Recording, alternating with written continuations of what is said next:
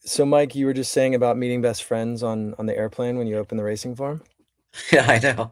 Yeah, the day when we had paper versions of our past performances, there would I can count on more than one hand the times I've stepped on a flight, particularly around Triple Crown time, and see somebody there with a daily racing form open, introduce myself, let them know that I'm also a huge horse racing fan, and then literally it's instant friendship and kinship.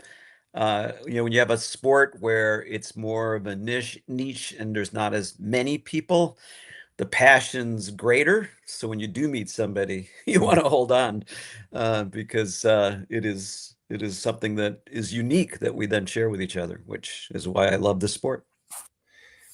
Yeah, there's not especially nowadays. If you found somebody on a plane with opening a racing farm, I mean, you're probably going to invite them to well, not your wedding, but maybe your next event. Your kid's wedding. Yeah, Yeah. exactly.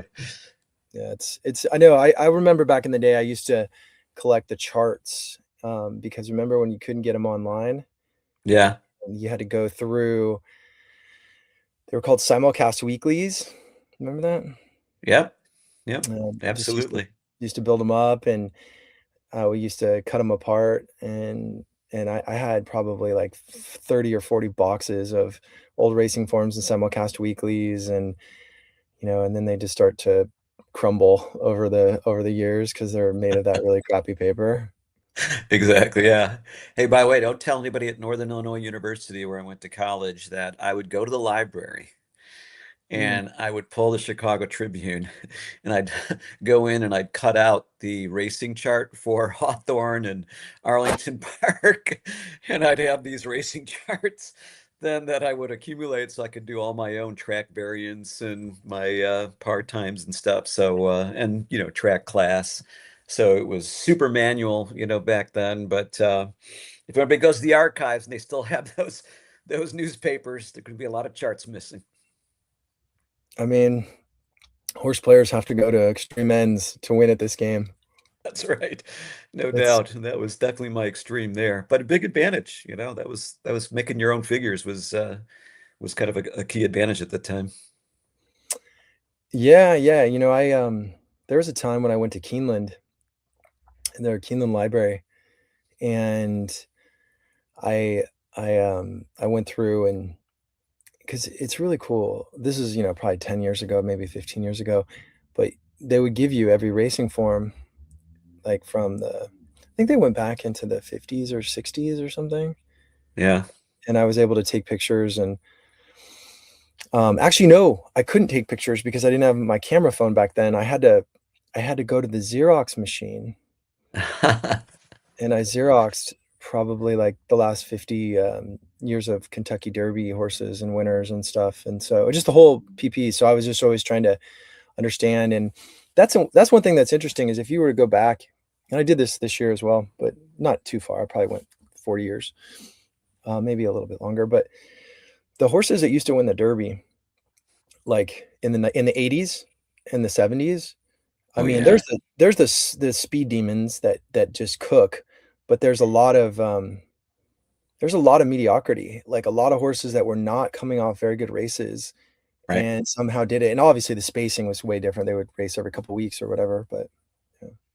Yeah. It was yeah, a different time. And you get these crops, where you get a good series of some really great 3-year-olds. And then I kind of consider this year's to be pretty mediocre, to be honest, just based on figures. And then even coming into the Preakness, I mean, take it another level lower. Great to have a full field, always great from a wagering perspective, but from a emerging future stars, it could be thin pickings this year. I mean, do you think it's the worst derby ever? Uh, no, no, I kind of think the mind that bird one was pretty bad, but I think not the worst ever for sure, but in the last 10, 15 years, pretty down there. Yeah, it's what do you like when you break this thing down?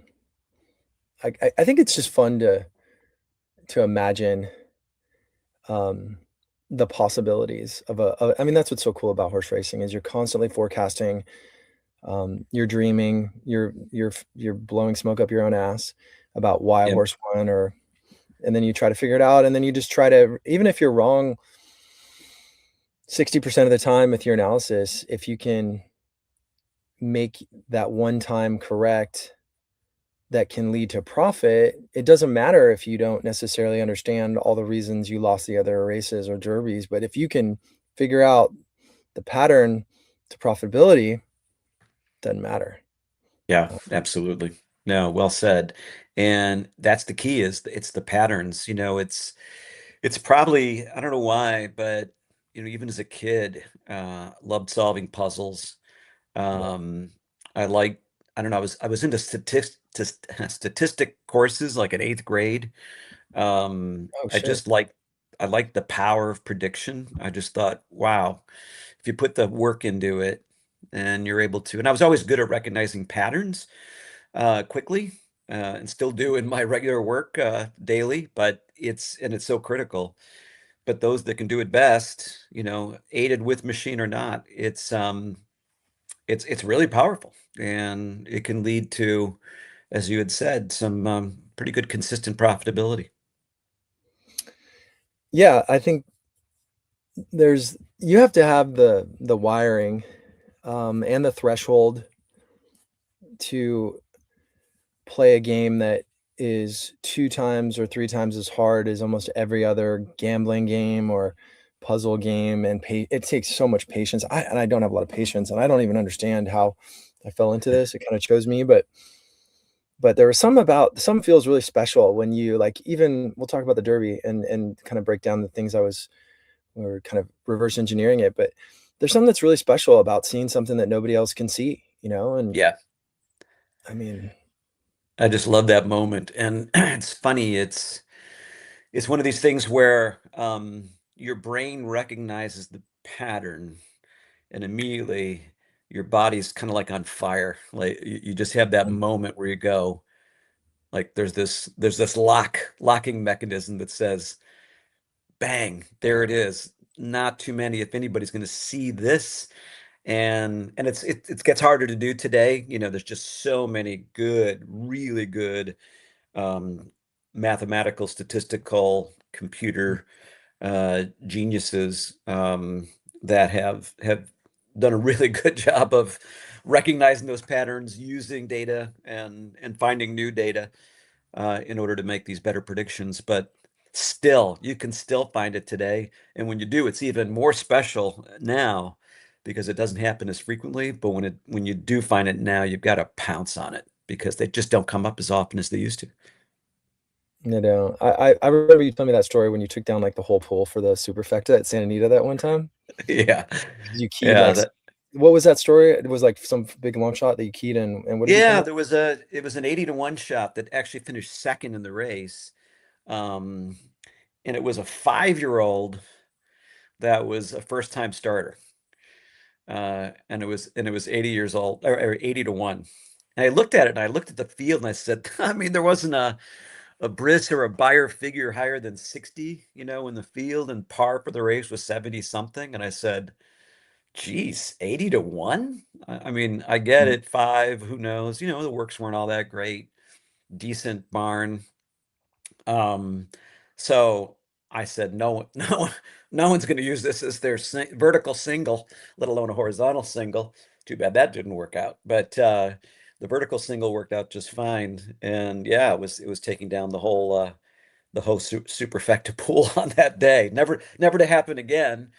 Close, but never to happen again. But that was exciting. Almost as exciting as um, being one horse away from taking down a $1.5 million Del Mar pick six. I think it was 2011, Mm. um, where I had locked into a couple of 20-1 shots that came through on that day. John Doyle was with me up in the press box, and he was giving some good tutoring on. I'm not typically a horizontal player, but I decided to play that day.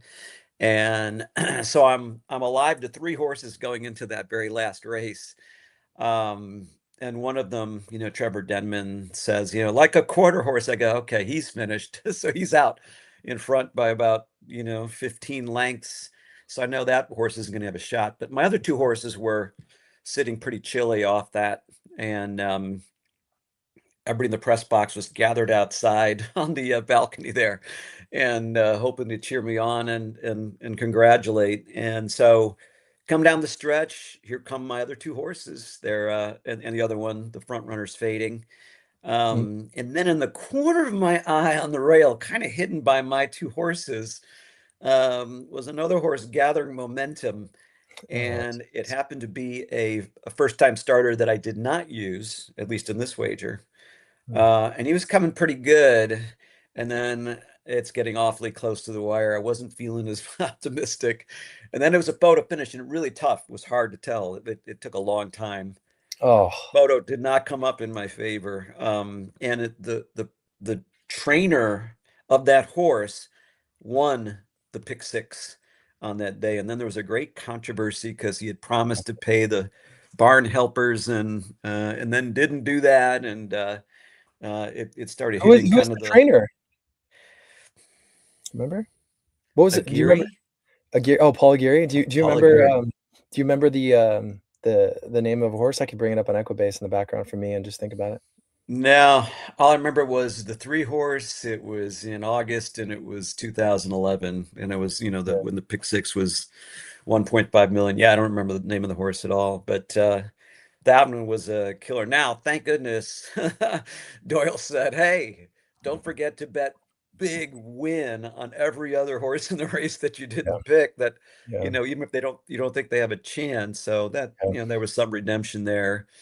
And then, of course, the five. I had a lot. I had the five a couple of times, so that it paid pretty good, 15,000 each. So it was a good day, but. Yeah. Yeah, I think I kind of walked away with, 50 grand and never felt so disappointed in my life. No, the gut punches, the That slap. was the biggest gut punch. Even when I replay it, it's like I cringe. Like, ah, man, that agony of defeat. I felt like that skier on Wild World Sports tumbling to his demise. But But it you still was crossed the finish line. You still got, a participation trophy. I did get I guess I did get the dubious participation trophy. That's right. That's right. So yeah, but hey, that kept me coming back though. That's what this game does to you. How do you deal with the ups and the downs of it? Like when you obviously something like that, you still walked away with something, but like do you when something happens like that or when you miss a piece of data or you don't get a bet in on time or I mean it doesn't to me I don't know if you feel the same way but when you're wrong it doesn't hurt. It's more like when you screw up or you're really close or a horse had some trouble. Like Yeah. so do you just brush it off? Do you go for a run? Do you eat ice cream? Do you like just, pretend like do you just go watch a movie? How do you get it out of your system? Yeah, I've learned a long time ago on everything, with life. You just I kind of take, the lessons from meditation and some of the early fathers from the third century who were out in the desert and kind of teach you how to stay right here on the ups, right here on those downs. Remember, you don't control it.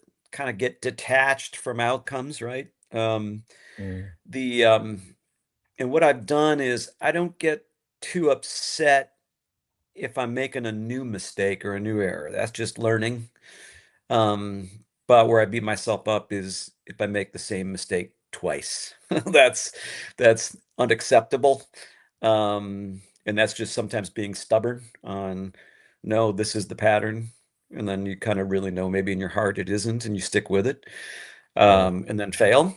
That to me is no matter how even keel I can be, I'm getting upset with myself. But what I typically do is I just get up, whatever I'm doing, I get away from that space and essentially give myself a self-inflicted timeout and just kind of regather and knowing that now that it's already in the past, it's moving rapidly behind me and there's a future in front of me and you got to just uh, stay focused, let it go, and on we go. It's not easy. I don't have that down by any means. I don't think anybody can get fully detached even at the end of their life. But I'm better because I have had more at bats and I've learned how to deal with it better over time. So it's just one of those things. Yeah, there have been some derbies too where I remember sitting in a on a rainy, cold derby where Icebox finished second uh, behind, I think that was Super Saver at Yep. that time. Yep. And I'm looking at my buddy Mark Midland, the kind of the guy running the whole Horse Racing Nation show now, Yeah. and we're both we're the place is emptying, and we're just sitting there looking at our tickets, just shaking our heads and saying we were up all night. We had Super Saver locked, like single on top, and we loved Icebox under. But why didn't we use him in second? We used him in third and fourth, and it was what, $100,000 superfecta. So it's Yeah. just one of those where you just mourn for a while. You mourn your loss and brush it off as best you can and move on. But it wasn't until we got up out of those chairs that that feeling of remorse and devastation began to lift. And we had a good day the rest of the day, so you kind of had to look at that. And then by the time we're at dinner, we're laughing it off. But it's ugh, those are tough moments because you should have and you didn't, and that's the mistake you don't want to make twice. Never again did we take a top long shot pick and not use it in second, which then Mhm. led to Commanding Curve, Golden Soul, looking at Lee, I think was another one, several others where, had we not had that mistake and it burned Yeah. so hard, um, we probably wouldn't have been more generous in using our top long shot picks and higher in order. Yeah, it makes me wonder sometimes how we can stomach this, you know? It's like it's such a weird, frequency where we work so hard at something, we have this intelligence, we know what people don't know, Right. and then something gets in the way, and like you said, it's just the strangest feeling to get that close to, like, 1,500,000 or, you know, I mean, I've made mistakes that you wouldn't even believe, just not even knowing horses are in I there's a Breeders' Cup where I didn't even know a horse was in a race, and, like, things like that, and you're just Yeah. and you can't make this kinda stuff up. You're just like, "It's not my journey to do this today," and like you said, it builds you stronger so the future is ready, you know, you're ready to deliver, but I don't know, it's not for the faint of heart, and I love that most players understand that, so, like, that's why you talk about meeting somebody on the plane, Yeah. and you instantly have a bond, it's like you're in a fraternity that you've gone through this, you know, these BS self-sabotage things to, just errors, and you have to learn, and that's why it's hard to find, um, players to relate to and to talk to, and it's also strange because I mean, obviously, you're a public facing guy now, and you've started the super screener, and you've done really well on one of the biggest days, and you share all these insights, and you're basically revealing a lot to people. And I guess when you look at Golden Tempo, you know, we went to lunch right before the Derby, and we talked about this. We talked a little bit about the race, and you know, you were keen that he was your number one long shot, and we talked about the pace. Um, Mhm. and you were convinced it was gonna be good, and I was a little more skeptical, I wasn't sure, but, I did do some work on the pace, and I saw that it was actually yeah, like, that 6 speed had run fast, um, and then I think I had mentioned to you that I went to the trainer dinner, talked to Right. the trainers and the owners, and they're like, "Yeah, yeah, he's fast, but he can sit off," like, and they weren't saying it to, like, try to be sneaky or the trainer's like, "Yeah, I mean, I think he can go, but he doesn't have to go." And he said it with a straight face, and so it was and it wasn't I wasn't of the ballpark that the pace couldn't melt down. Um, I was in the position where no horse to me justified, a bet that was under 20 to 1, Right. And I just got greedy and focused on I also thought maybe what if it goes slow this year and they go average, even though I don't just historically like betting the front end of the Derby. But I said, what if they do? I want to have that covered. And in the tournament, I wasn't able to have enough bankroll to come back with Golden Tempo, even though I looked at that exacta like in the eye, and it was just paying too low for me. But when you look at Golden Tempo right now, and now that the Derby is over, and you see what happened, how do you explain, his win, but also how do you explain the race? How do you walk through like some of the horses not running? Like if you just had to kind of like give it an overview, like how would you, just describe it all? Yeah. Well, funny thing is when I came away from that race, the first, watching it from gate to wire, the first thought that crossed my mind when Golden Tempo crossed that finish line and Renegade was second. It's weird, but the first thought I had was I said, man, Denon Bourbon ran one hell of a race. Mm, That was my I'm so yeah. fixed on, kind of the setup and, which horse actually put in the best effort here. I mean, I can start seeing it collapsing now. O'Sally's coming. I'm like, oh man, O'Sally's coming. Mhm. This is really falling apart.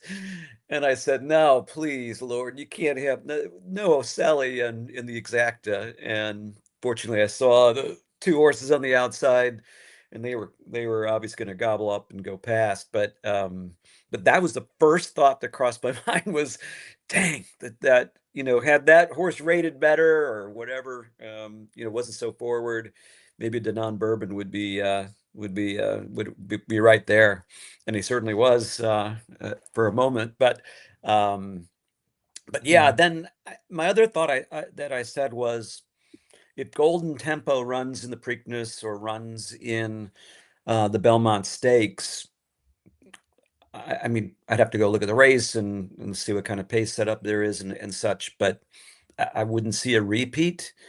I think this was just one of your typical rich strikes type derbies where uh, everything fell apart and played purely into this horse's energy distribution profile. Um, the horse was improving as we talked about.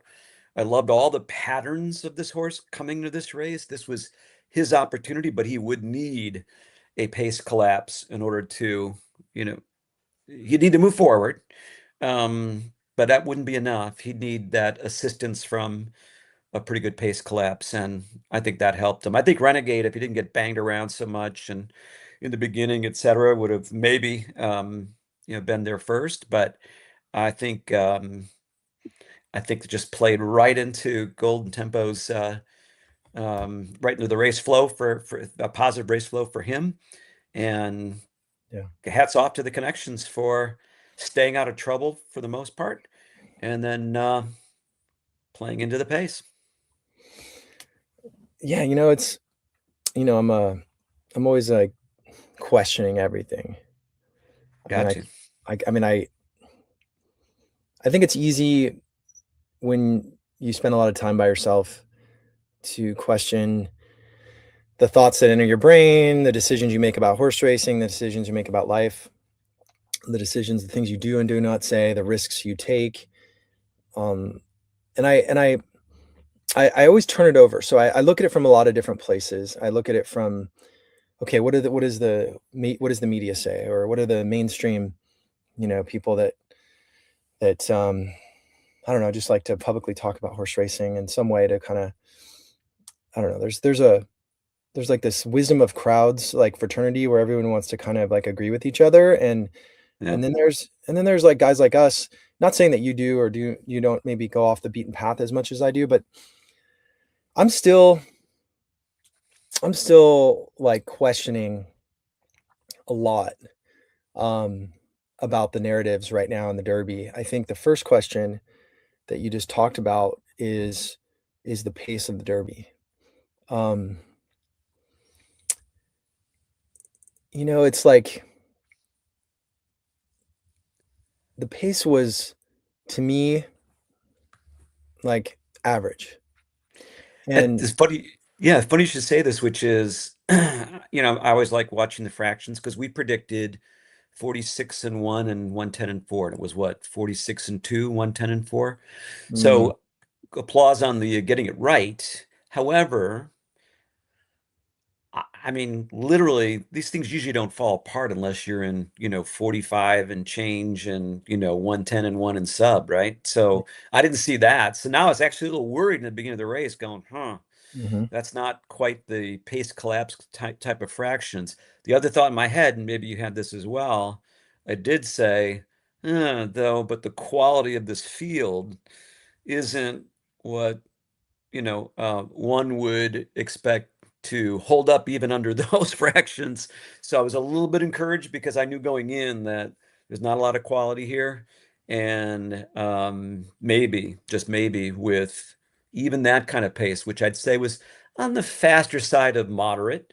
Um, and, it worked out. But you're so right. I'm so glad you said that in terms of it wasn't pace collapse fractions. It really wasn't. And I think that's the interesting part of being a gambler or a horse player is that we're always trying to be right. And right is a spectrum.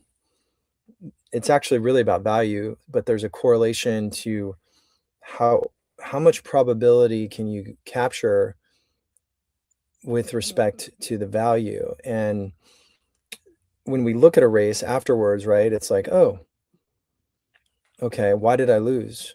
And then the ego doesn't want to be like, oh, I couldn't predict this pace collapse. It must have been this or whatever. So we have the stories, and do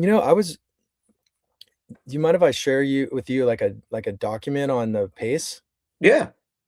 Let me see if I can do this. I haven't done this before on here. Let me find if I can get to the document.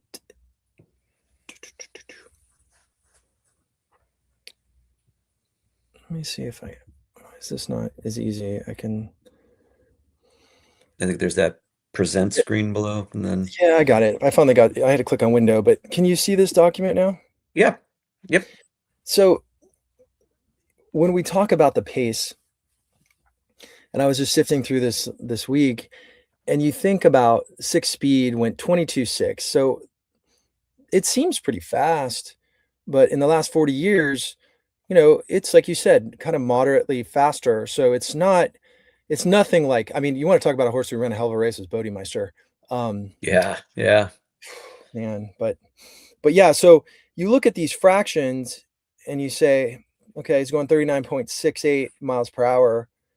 And you look at this and you're like, okay, yeah, Palace Malice ran his eyeballs out early, Dancing Candy 2, Conveyance, whatever. But it's definitely average to slightly above average. But when you look at this, I can't scream, fast. And then you look here and you start looking at the second quarter, and like you said, you predicted it, almost spot on, which is amazing. Which I mean, picking pace is like you're only going to be right like 25% of the time. But right, like when you think about this, I mean, maximum security. Oh, granted, it was wet, so there's like the condition to think about. Medina Spirit, was only a length and a half slower right, early. Lionheart, which a horse I wouldn't really ever bet on. You know, he, he was hanging in there for what second I think in the Derby. So like, yeah, so it's interesting to think about these narratives that happen. When it's like who's. It's so interesting watching the tide like come in now. Everyone says, "Oh, 3 closers came in. It must have been fast." Well, like you said before, this was one of the worst fields I've ever seen in the Kentucky Derby, which is why I said you need 20 to 1. And I'm like, okay, Golden Tempo happened to be in probably the better position of the race, given the mediocrity and the distance, the challenges of the bumpings and the things. And I don't even know if Renegade would have won this race regardless. So it's like I think we have to be careful to like jump on on a rationale until we see more data, but keep asking questions, right? Like, Right. when you see that, I mean, does that make you, I mean, maybe you were right because everybody was also just below average and the pace was okay, but I mean, it's I don't know. Yeah, for this class of horses, I would have said this pace was, if you kind of use that as a barometer, general class, I would have said this pace then was more demanding because if you watch the prep races, I was really disappointed in the prep races because it wasn't as if you had, I guess everybody said the Florida Derby was, the highest quality. I don't know about that, to be honest. Um, and then the further ado runoff, a whole different story. We know how those things are, generally false. But I think, what it was is you had a lot of horses that were, the forward types that, got some great pace setups. They didn't need to have a lot of reserve energy in the final portion of the race to win it. So it wasn't like you had a bunch of, even, in some of those years where you really had a more solid pace, but some of the speed hung on, these were horses that after doling out like 100 plus pace figures, they were still knocking a 90 in their late pace, column, if you will. Mhm. So it wasn't just about unload early and hope to hang on late. They were solid quality horses that would not be a suspect to a pace like this or faster. I just think you had a lot of weak-hearted horses that, got to the Derby in a very weak year, and they just weren't the type of caliber that we typically see, at least in those that are forward, where they have a bit more reserve energy than the kind of field we had this year. Yeah, yeah, it's every year is different. It's every single Yep. year, and that doesn't mean I'm gonna be right either, because I have like some favorites in the past and not been willing to take a stand against them. But this distance is so grueling, and I just I think it's fascinating to watch the tide pools like build around storylines, and I think it'll be interesting to see after even this, like how many people start talking about the pace, given that I'm bringing up that it's to me average. And I think the true proof will be if Denon Bourbon comes back. If Denon Bourbon comes back in the US and runs well and wins the Belmont or the Haskell, yeah, that narrative is right. Correct. Yep. But if he doesn't, then it's just, and I don't think people do enough postmortem to think about, where their mind was jaded or influenced, because everybody, I don't know, it's like we all want simplicity. We all want to understand something, why someone hurt us, why someone cheated on us, why someone betrayed us in business, why we didn't have the horse or why we made the mistake. And it's a loop that is important, I think, to Yep. gaining wisdom, but it's not always what it seems. And I think that's where we have to step away, like do some meditation, like you're saying, and just sit there and be like, okay, like what really happened? And I think, like, to your point, like I I can't wait to bet against, the top 3 horses in the Belmont. Like, I think, and Yeah. obviously I'm not somebody that's forward facing with my opinions very often ever, but, I think because it is this jewel that everyone's discussing, I think, and the money is gonna come on those 2. I don't know if I'll have a horse though, because, like, I also have to have I have to Yeah. have a horse. Who steps up, right? Yeah. Well, if Yeah. Denon Bourbon ran back for whatever reason, I don't think he will, but I certainly be a little more focused on that. Again, could be dead wrong, but that would certainly be validating, like you had said, that indeed we've got a pretty weak class of horses here. The what's interesting, same thing as you had said earlier about, you know, um, being creative, questioning.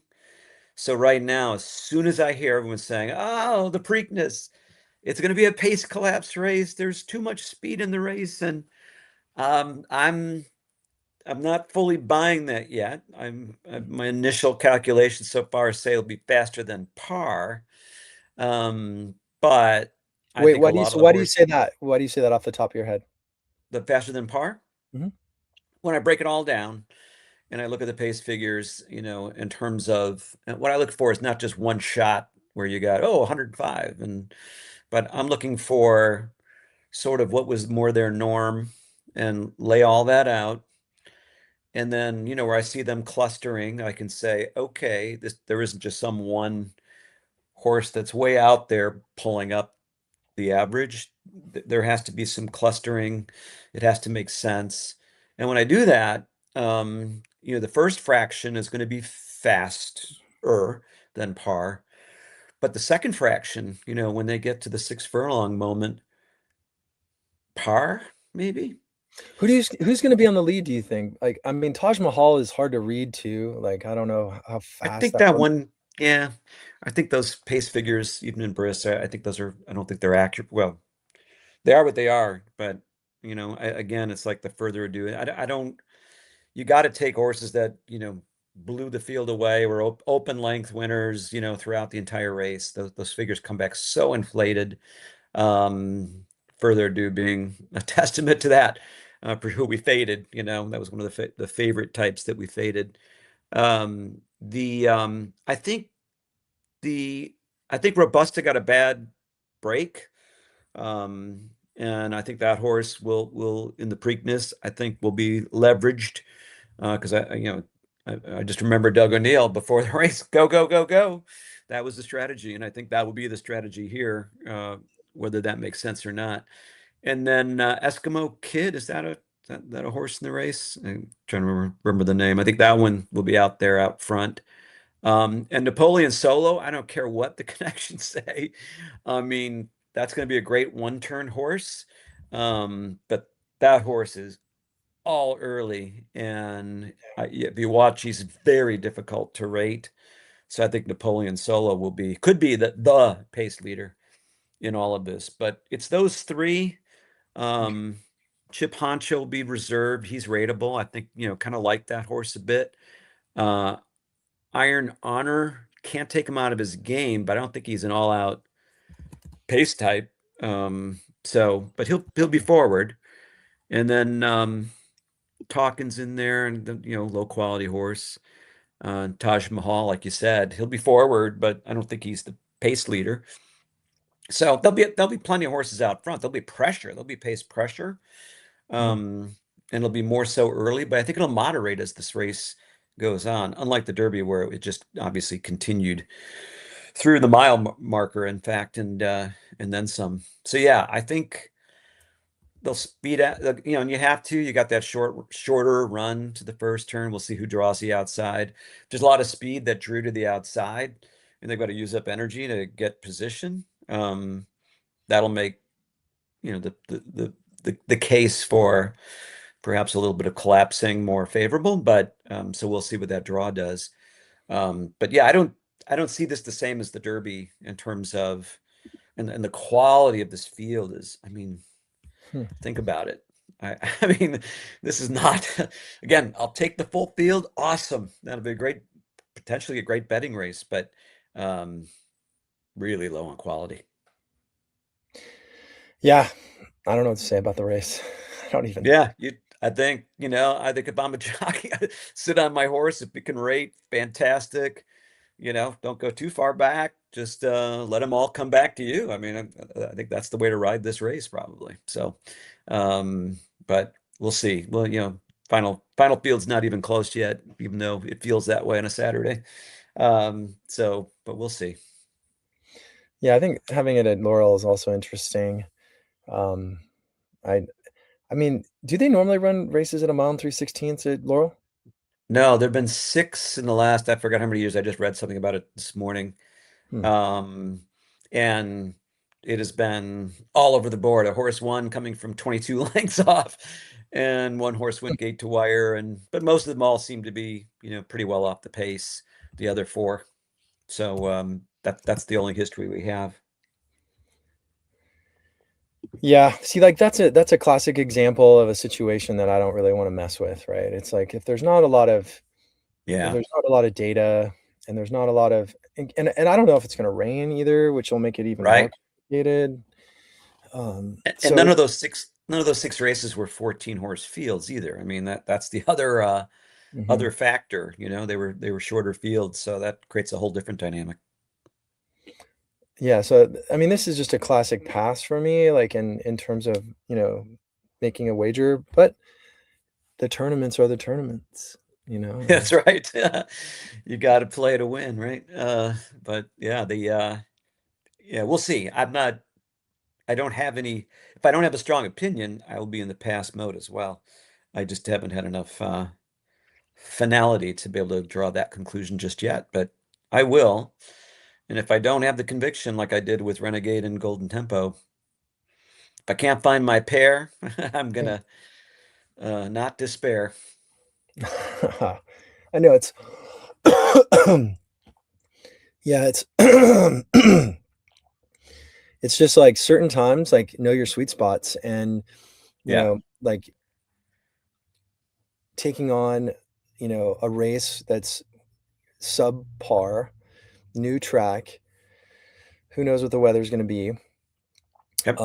I think as horse players, like it's like people want to be right. Like everyone wants to call. Like obviously, when you have an opinion, whether it's a derby or not, and it's something you stand for, you want to shout at the mountaintops to some degree because you work your whole life at this. But um, I guess if I were to ask you just really quickly to wrap up on the Preakness, um, what would be like the minimum odds you would take on a horse?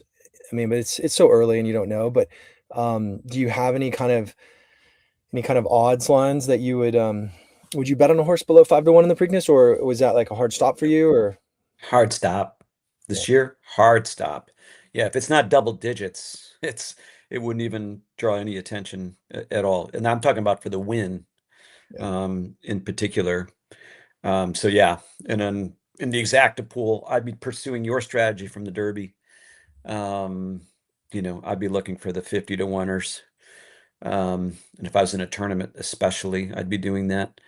So yeah, if I'm going to play this race, and it's not one of these things where, a lot of people come off a, good win like we had, great pat on the back. But some folks tend to get that invincible feeling like, oh man, that means I can never be wrong again. So let me come into the Preakness and go crush that as well.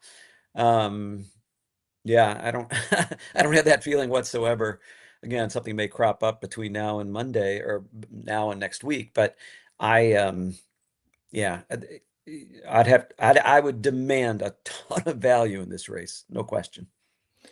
Um, let's like shift into just like the industry and think a little bit more about helping horse players. But before I get, we have a little brainstorm session on that. Um, what do you think of Churchill buying the IP rights to the Preakness? If I know you have an ad, background and you've done a lot of, big things in advertising, like, do you see that as I don't know, as a big move, as a like predictable thing? Do you think that it, allows them to potentially do something with this race that hasn't been done before, given their kind of their, difficult to work with reputation? Yeah, yeah, I think it's just from a pure business standpoint and knowing that these guys are well armed financially, um, and in a sport where we need really strong marketing power and we need dollars behind it. I have no objection, and I would actually be very supportive of anything any organization could do to prop up the Preakness, put more money behind it, make it a more interesting second part of the Triple Crown. I totally applaud it. No matter what some people think or don't think about Churchill Downs, if it's going to help the sport and it's going to make that race a little more shiny than it has been in the last several years, fantastic. Do you think that they should just move the Preakness after the Belmont?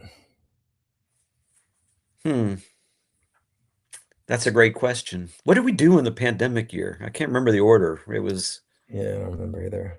yeah, it was odd, obviously, but no, why do you say that? Why Well, I guess I saw a tweet from Bobby Flay about like first Saturday in May, Kentucky Derby, first Saturday May in June, Belmont, I think first Saturday in July, Preakness. And it got me thinking, why would we now, granted, I know there's a lot of financial rationale behind that date for the Preakness at that track. Um, Sure. and I'm just always thinking outside the box, but I wonder if you could do an event that's 2 weeks after the Derby, and it's not called the Preakness, it's called you know, the um, I'm trying to come up with like a gimmick word that would be like a play off of the Preakness, but like, like the almost Preakness or something. I don't know. And that's not for Kentucky Derby horses, but maybe it's for 3-year-olds that want to come out of like the Pat Day Mile or something else. So it's still a stakes day, and there's still like the event that's held at the venue. And if I was an executive, I would try my best to leverage that brand and push it to another day. And it's interesting because if Churchill owns this, like whether it's the first, Saturday in July or whatever, like if Churchill owns the IP for the Preakness, could they run it at Churchill Downs? Like, and not let somebody else call it the Preakness and literally just Yeah. push it, and I mean, there could still be a almost Preakness that's on, the second 2 weeks after the Derby, but could they just swipe the name and throw it after the Belmont at Churchill Downs? Is that totally far off? I don't even know. Yeah, I thought it was at least a possibility, behind this whole IP purchase that, first thought you have is, well, does that mean they love to see this move to Churchill Downs? I mean, it's Yeah. sort of the next, like, okay, what happens after that? Yeah, I mean, I think it's feasible. Can they do it? That's another story, but um, I would say that I would keep that in the realm of possibility for sure. I mean, it would be so the funny part is people still bet on this stuff. But first of Right. all, we should talk about the huge drop in the Derby handle, 10 million, you know, hit. Like everyone's talking about the viewership.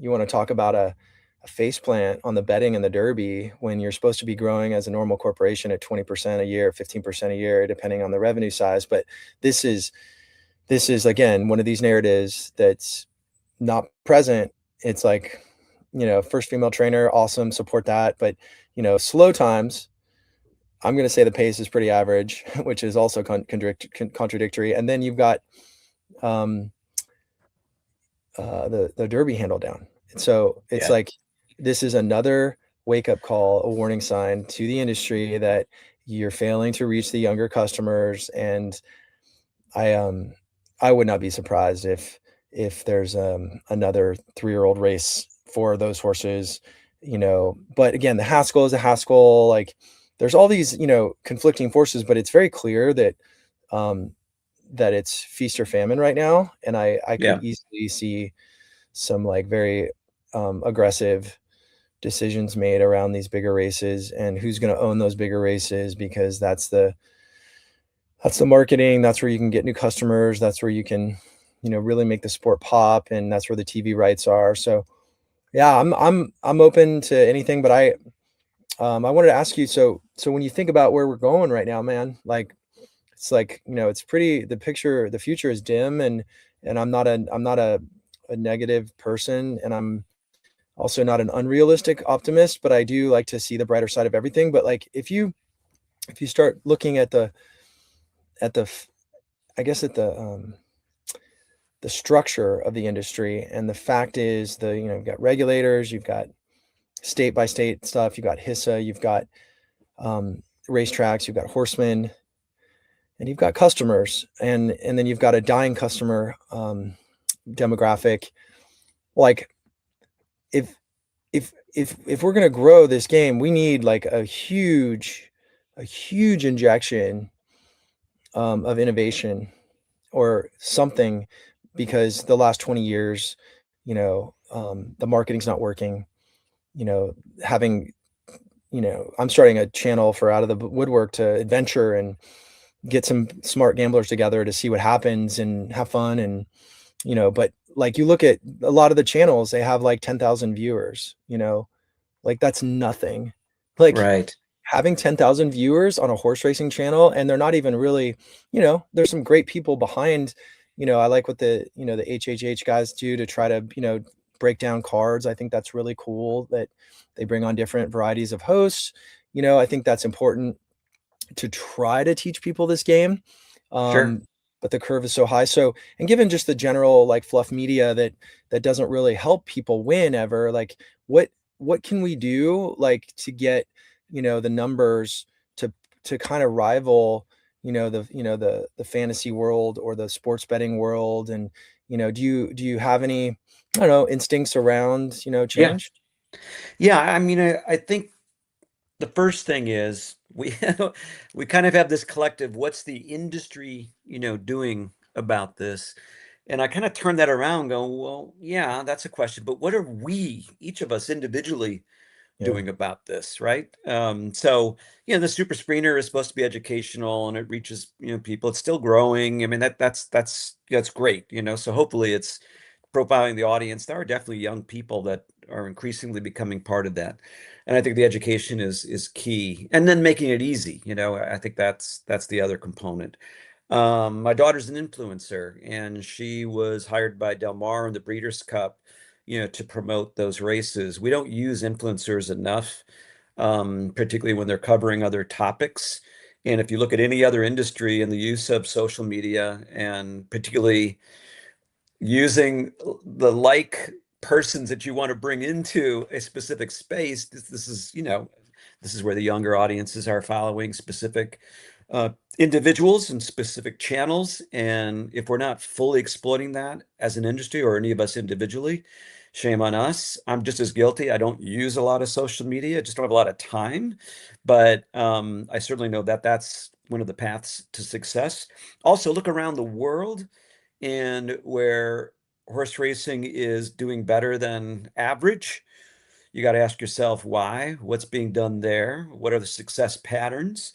Look at boutique meets in the US. I mean, is Handle growing? Not rapidly, but there are some meets that obviously are holding their own. You think about Keeneland and Saratoga in particular. Um, but yeah, I mean, it's the what's working and how do we do more of that?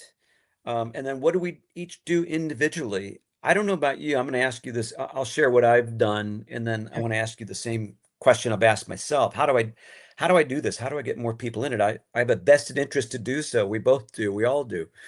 And one of the things I did throughout my career, so I owned an advertising agency for a long time, and I worked with a lot of corporations, and I would do client entertainment.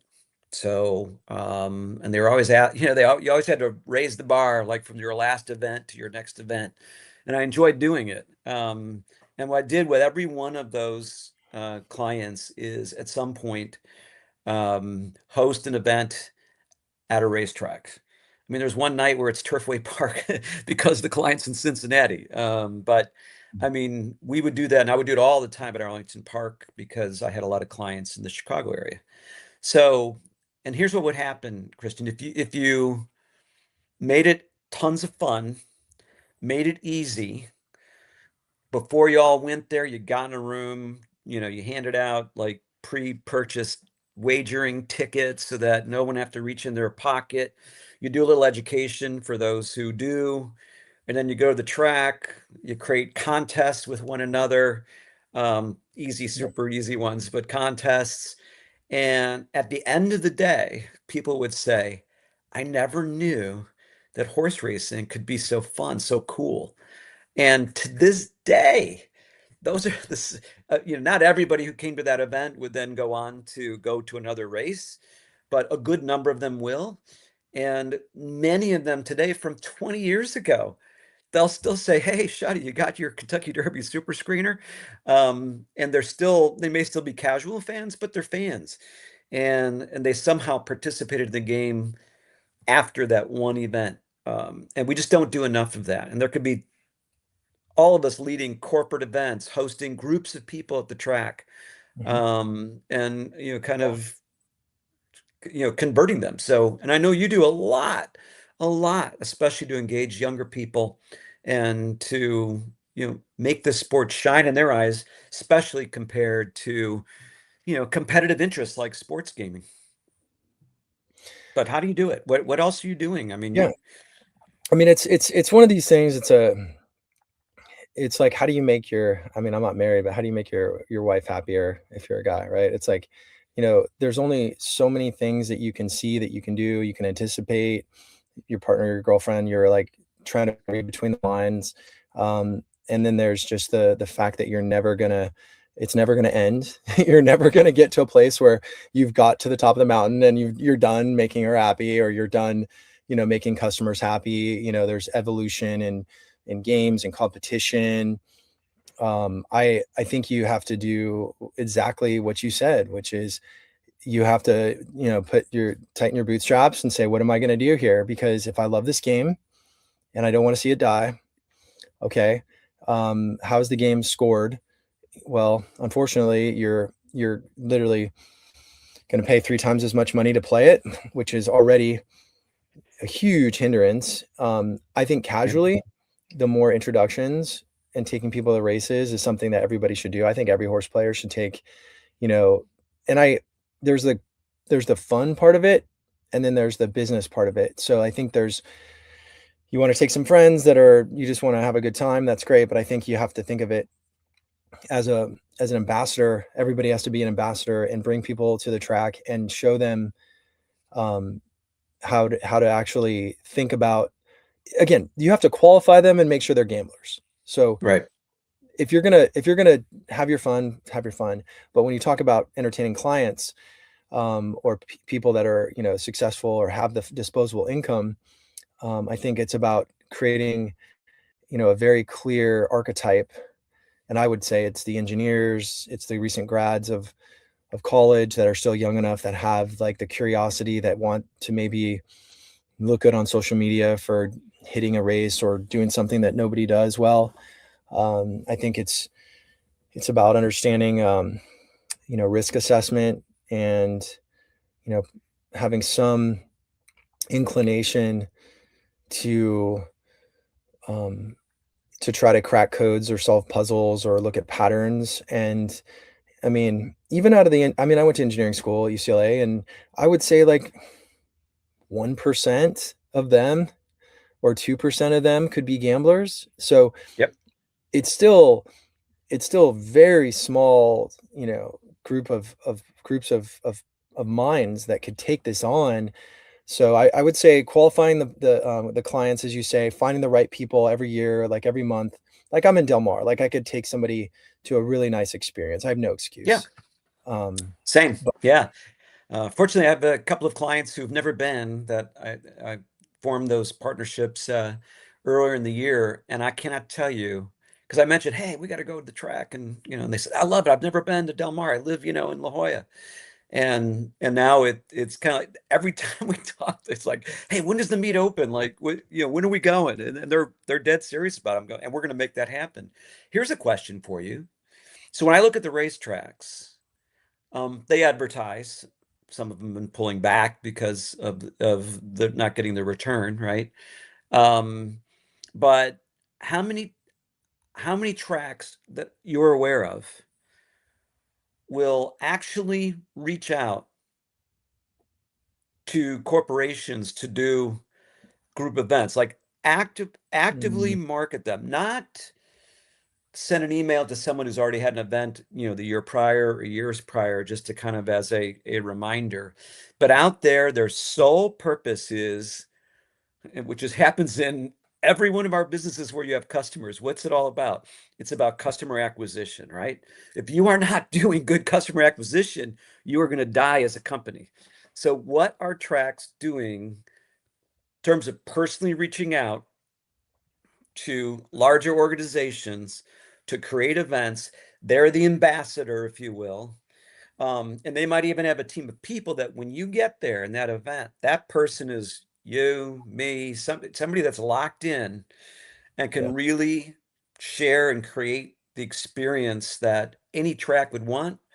I don't know of any track that is that proactive or is that active in terms of reaching out to the local communities of corporations around those tracks to get people out to those tracks. I would start with, it's gonna depend. Okay, so there's only a few, there's a select number of racetracks that could, I think, offer, a tier 1 or tier 2 experience. So you're gonna be Right. limited to, and then you have at the tracks, you have this amount of space that's available to be used, right? And then there's the For sure. ROI on the space and so forth. Right. So I think there's, obviously Churchill has an amazing facility, Keeneland has an amazing facility, but you would still think that there would be more action. We'll see what happens with Keeneland's new, with their whole new experience. So maybe they can, Sure. but I don't. It's still not solving the problem. Like the problem is to grow at a 20% rate per year, and Right. I think that I would I would say that AI coming in could, if you walked into a racetrack, and almost every person now should have a gambling app on their phone, which is also a weird thing because if somebody sign in or come into the track, they make more money when you bet on the track, but they they should be encouraging them to move to an app, and then maybe they like, I don't know how the source market fees work or however that works, but if I were, a company that had somebody on track, I would want to capture them digitally as quickly as possible. Yep. Um, but I would also say that, there's this conflict because, as you know, we have dedicated our lives to this and we have certain IP, certain, and granted, you share a lot with the super screener, and that's really, really nice. So people can really understand, the Derby and its intricacies, but, um, that IP is precious. And so how much do we disclose? Because if somebody bets 5,000 or $10,000 down on a horse, it'll go from 12 to 1 to 5 to 1. Um, and so there's fundamentally, um, a problem with pari-mutuel wagering when you're trying to teach people how to play the game, and because all it takes is someone to get a good reputation, and then they can be tracked. And just like in all the sharks, like, the majority of past Dr. Nick and Jelko, the majority of the people are just following, that money in one way or the other and tracking Yep. it and so forth. So you've got leeches upon leeches. And so the same thing can happen in the horse player community. And that's where it puts, guys like us in a weird spot because you want to teach people how to fish.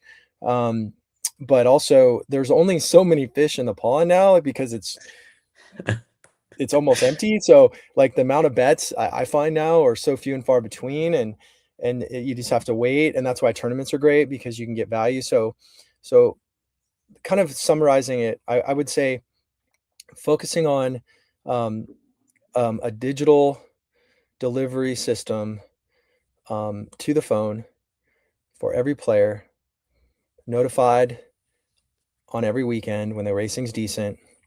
Here are some tools.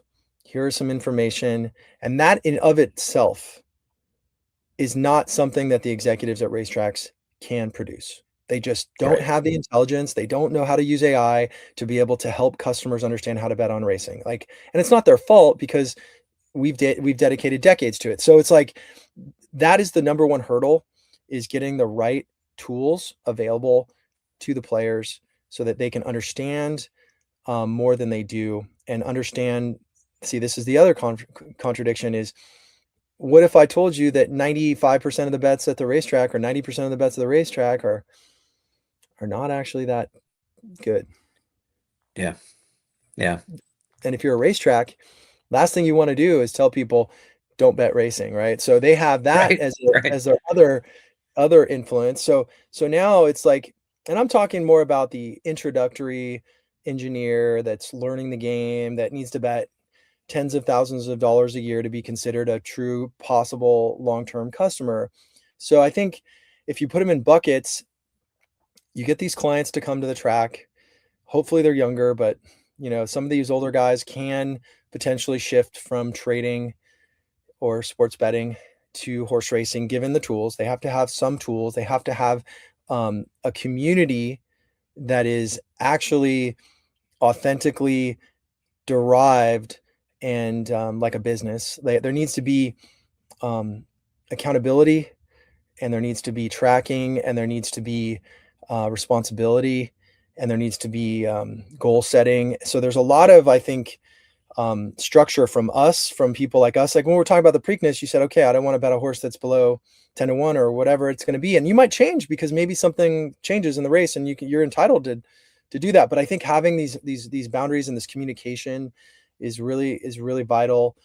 And then you think about, okay, once they're playing the game and they're interested in this, like maintaining their interest is also Right. a challenge. And that's where the influencers and the social and and like you said, the competition, like contests are fun, even if it's small contests. I helped out this group at Del Mar last year. It was a bunch of doctors, and my buddy said, hey, just come by and let's have some fun. And I was like, all right, well, let's do a little baby fake contest where each person puts in a couple $100 in the pot, and whoever has the highest ROI wins. And you could limit it to win wagering and just have something really simple. But Yeah. it's so intricate, and there's so many levels. And that's where I think we, as the horse players, we have to do something and innovate, and we just can't rely on the industry anymore. No, no. We can't wait for the industry. I think that's the key. We have done that. Shame on us for not doing more earlier, but it's not too late. And if we, as long as we keep pushing forward, I remember just it was like Walter Payton, the great all-time running back, Yes. Chicago Bears.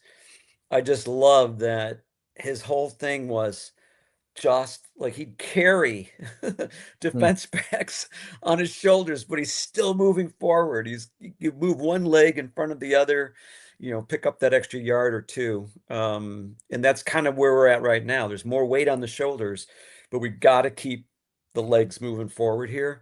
Otherwise, it all collapses. So, and I encourage, as you've just done, don't push it off to what are they doing? It's, again, what are we doing? Yeah, spoken like a true Leo, a true leader. I like the positive optimism, and I think, like, it's a it's a simultaneous movement. We have to fight the forces that exist, which are, these are delicate animals that get hurt easily, and there's always that issue. We have to fight this HISA thing that's, very tricky because they're looking out for the horse, but they're also, you know reducing the amount of racing. But again, we have to look out for so it's a complication. Sure. But we also have to think about, the fact that the industry, has such a high takeout, and they have to support this industry, and it's, holding on by a thread, and they have technologies at their fingertips that can actually change things. And like this whole CAW thing that's happening right now is so we're going to get past it at some point. It will be not that big of a story in probably, I think, a year or two. But we have these different groups of customers, and I'm thinking the more I sit on this, that the customers aren't as price sensitive. Like you and I are price sensitive, and I don't know how many For sure. horse players are really high price sensitive. It's probably less than Best thing we definitely think. Yeah. probably less than 10,000 or 20,000 that really are price sensitive. You know what I mean? Out of the hundreds of thousands that are active. So that said, it's almost like we have to have these buckets. Like we have to have the traditional pools where, you know, those that pay more and and want access to the pools to make, hundreds of bets, they can do that. You can cut them off at 2 minutes or not. Like that's an option as well. But they'll find a way in the pools. But I wanted to bring up to you, one of the things I spent, 5 years, 4 years working on was Betfair and trying to legalize the betting exchange. Right. It's interesting with Kalshi, you know, gaining so much momentum. Granted, they're taking a fraction by fraction, in terms of their revenue on the volume, but that in of itself is an interesting. There's two things there. There's the customer acquisition tool of people that gamble on Kalshi, that those customers are, ExpressBet will pay $200 for a customer right now. How much are those customers worth to have an experience in a win pool on horse racing, right? There could be Right. limits, or there could be certain things done on. You could have a Kalshi system that says, okay, nobody can bet more than $50, on a race, and you can track by IP and make sure that nobody can like have multiple accounts. And yeah, there's going to be a few people that might have 50 friends that can bet up to a certain amount. But if you limit it on Kalshi to $50 a person, you have instant access, and you do some marketing and promotion, and you put in the some big race, and it's visual. So imagine if you're in Kalshi and you actually get to see a race, or I don't know, there's a partnership there that needs to happen just to get to these millions of interesting trader, gambler types. But then you have the traditional fixed odds with Betfair that has been going on forever. And I think you could do the same thing there, and you can have limits and, have it, designed for a retail customer that's more casual, but might be price sensitive. And it does Sure. take a lot to bet a betting exchange. So I don't know. Do you think that there could be a world where we could do like the industry, or certain tracks or certain days could do a promotion with Kalshi, and like a promotion with a betting exchange? Well, the thing about the Kalshi too is it's instant. There's no regulation. You don't have to, get government approval. So it's Right. almost, Yeah. it's like a fast track, Yeah. I've always liked the sampling theory. I mean, if you're unable to get people to sample it, and trial it, then what's the point? If it's just we're going to roll. If it works, it works. If it doesn't, we shut it down. I think there's so many ways, and that you just obviously mentioned a couple of ways to pilot, to at least try some of these opportunities, some of these ideas that completely make sense, both to the casual player as well as those that are more engaged. But if we if we don't do anything, then again, shame on all of us. Yeah, like you said, the industry is very protective and defensive, and it's monopolistic. So that comes with its own set of challenges and egos.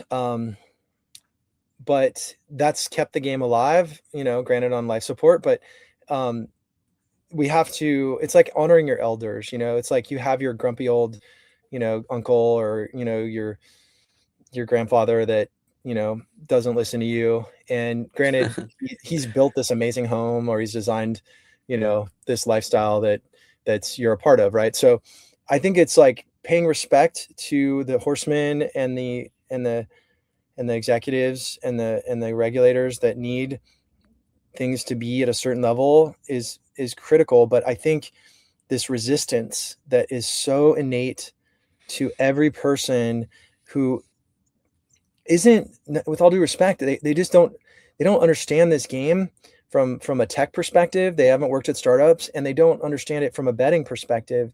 So they don't see the real value, and coming up with new bets and things like that. It's not going to save the ship. It's going to just delay, the iceberg. So for me, it's like, I think this conversation is, and this is just kind of organically coming out, but I think we can maybe encourage more dialogue about, I would say, and by all means, this is just one conversation we're having, and we can have more. And I want to open it up to more horse players that do think about growing the game. But I think the initial pitch that I have is, let's have the biggest races, like at Naira this summer, do a $50 minimum or maximum bet on Kalshi for the Belmont, or maybe the Belmont's too soon, or the bigger races there, Travers, or Whitney, or Travers.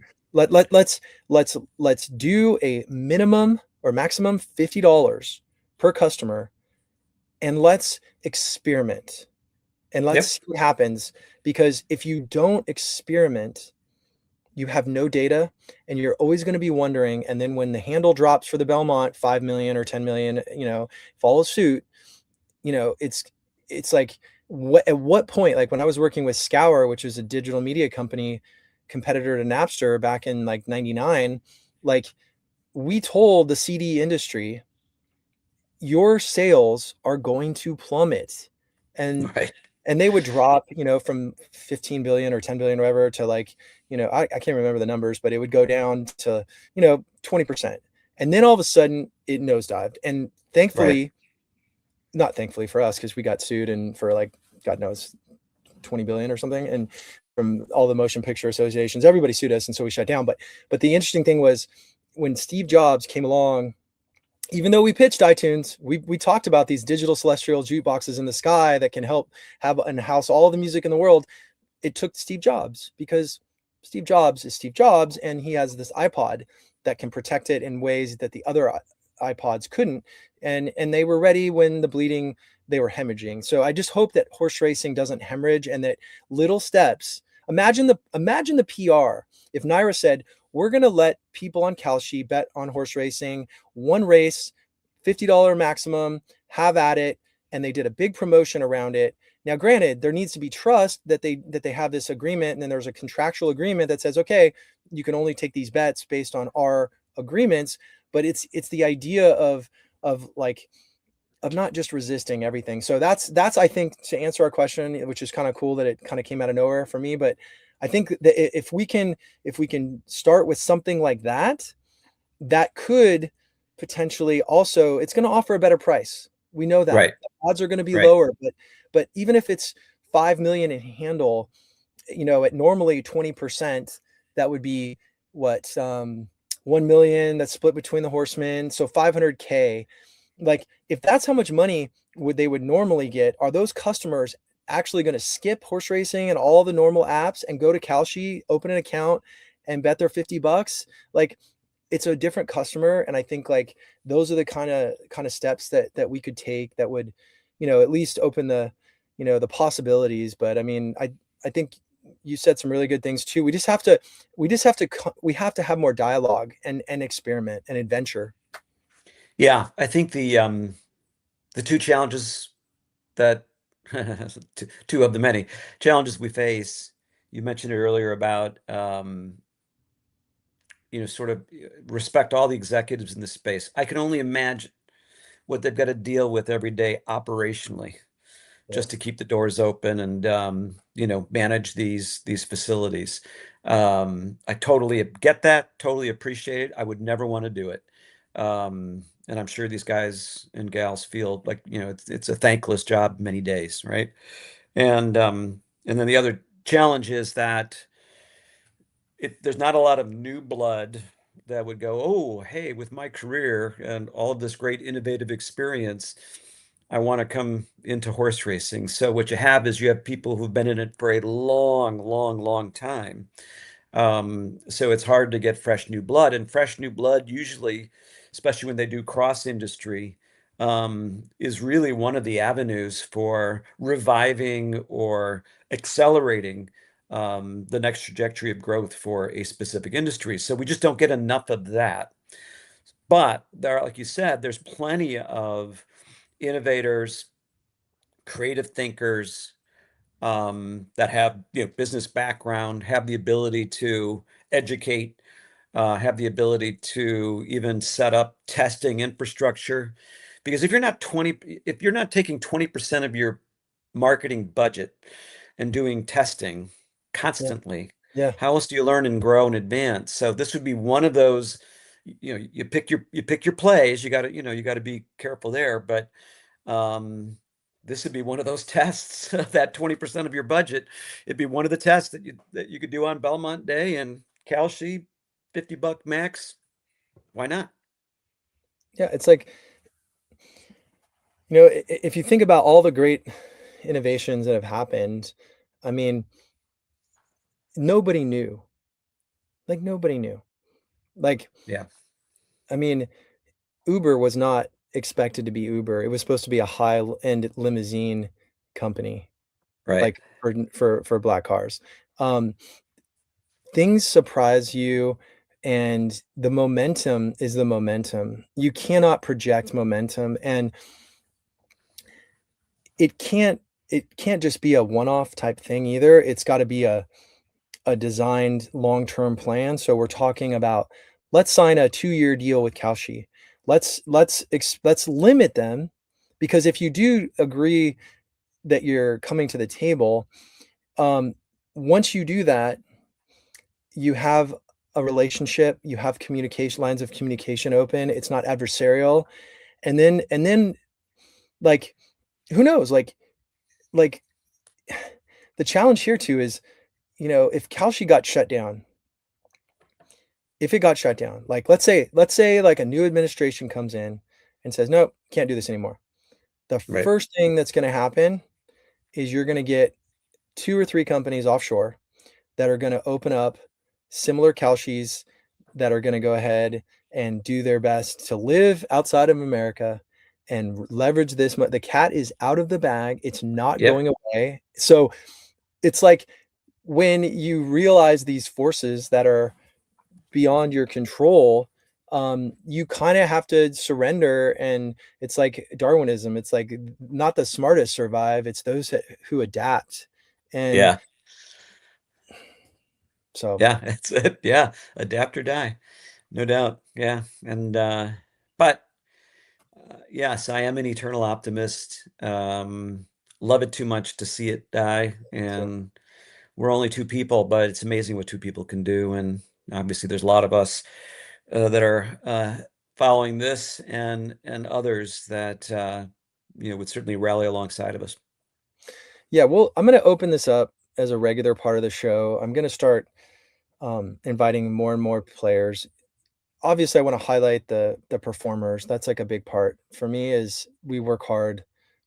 Gamblers don't get a lot of recognition in horse racing, but I do like the idea of using this platform to um, to open it up. And I'm gonna invite, if there's anybody that watches this, or that, I'll continue to promote this idea of creating bigger think tanks around innovation in horse racing and pushing the envelope. Rapoli is doing a lot to, shake the old guard, because Right? we cannot survive as the status quo. It Yeah. I mean, we can have 4 tracks, maybe 2 of them or 3 of them in Kentucky, and, maybe 1 or 2 in one in New York, and then that's horse racing, and then it's in 50 years gone, and that's okay, because sometimes the market decides. And if the market says that horse racing is too hard of a game, and it's too expensive, and it's too complicated, and it's too dangerous, then okay, let's accept that. But I think that, as you have illustrated before, it's one of the greatest experiences in all aspects, from the horses and seeing them up close, and the fact that man came over to manifest destiny on horses, that, the relationship with these incredible animals, the grace, the predictability of trying to solve a really, really crazy puzzle that, keeps us going, and it keeps our egos like excited to try and, discover these secrets. But I'm down to, like, to do more of these talks. And, I know you do a lot with Horse Racing Nation, and you've gotten, you are kind of one of the voices, the biggest voices. You and Mark and Ed at Horse Racing Nation can really, tell a lot of stories and communicate. And you have a great data set there, and people can research, and then they can get experiences, from learning about how to bet on the Derby and stuff through your products. So I think it's just a matter of, like, this isn't like halftime. Like, this is the 2-minute drill. We're in the 2-minute drill of horse Yep. racing. And it's like, California's racetracks are probably going to close in the next couple of years. It's not something that it's going to, make me happy. But inevitability, given the economics and the value of the land and the city councils and the lack of growth. So I think it's on us as customers to stand up for horse racing and start demanding change and contributing. So yeah, I think you and I both have that passion. It'll always keep us as good friends. and competitors because, certainly, I wasn't that happy that I didn't have Golden Tempo. But Oh, there have but been plenty of contests I played against you where I wasn't happy about trailing while you were out there getting it done. So well, what's funny is if you would have played the Twin Spires contest, you might have crushed that exacta and you might have won it, dude.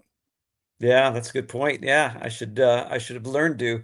You can only win if you play. So I gotta get back more into the contest stuff. So Yeah. and now I'm more free and clear to do so, which is great.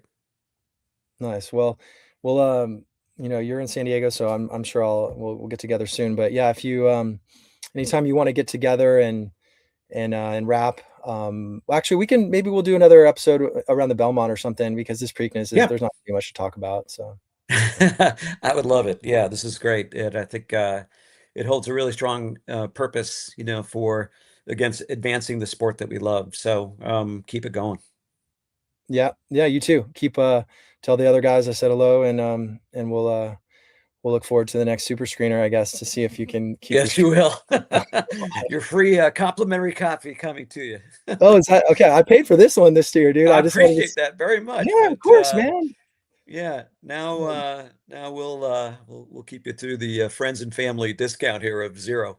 But the irony is I don't want to be influenced, and I'm very I like know. I cautious know. about ever talking to anybody about any race. But when we talked about it, I definitely, like I said, the Golden Tempo was, a very, very palatable, horse. It was just I got greedy, so greed No kills me. worries. There'll be, as you know, there's always the next opportunity around the corner.